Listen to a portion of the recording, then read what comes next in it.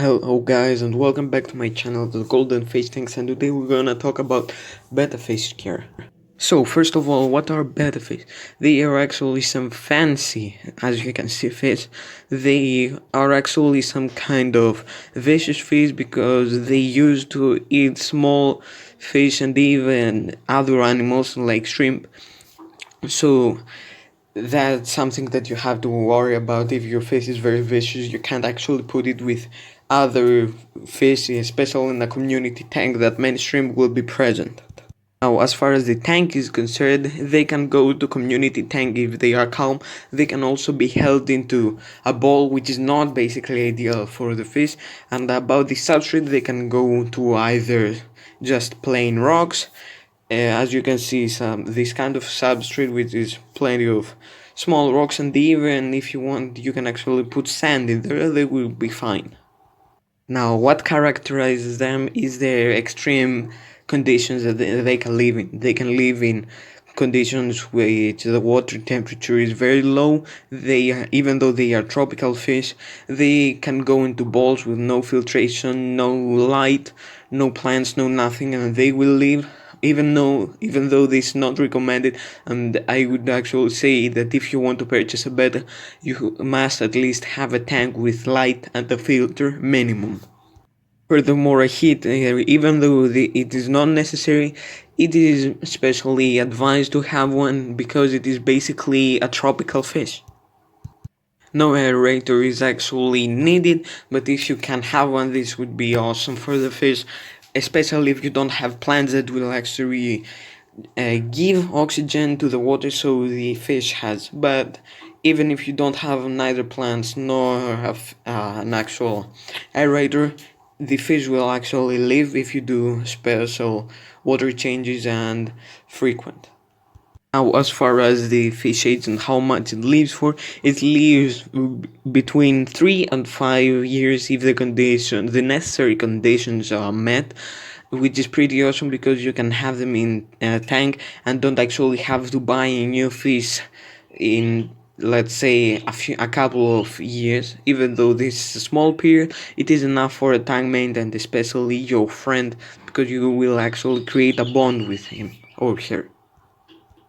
Now, the longer they live, they actually will start to have more problems.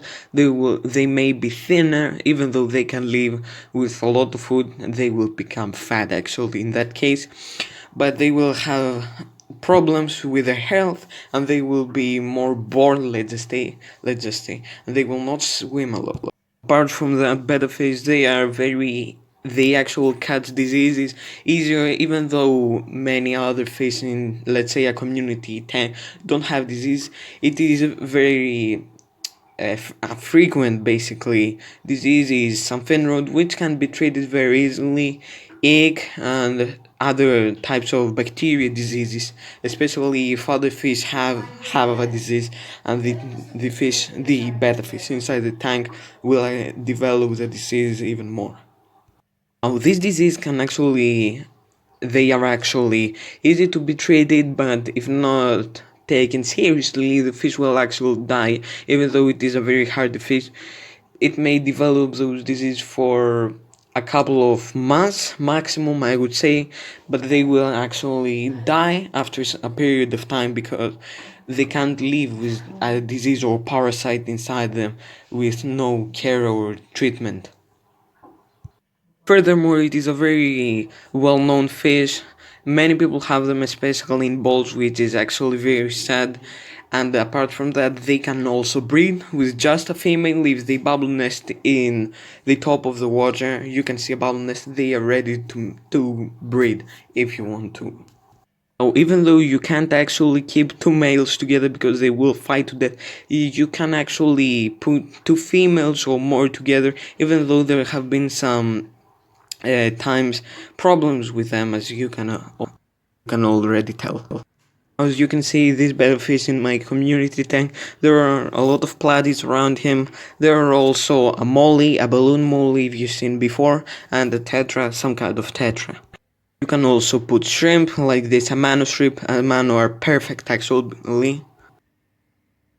You can also have mystery snails and red cherry shrimp. My camera won't focus, sorry. As you can see, these are small platies.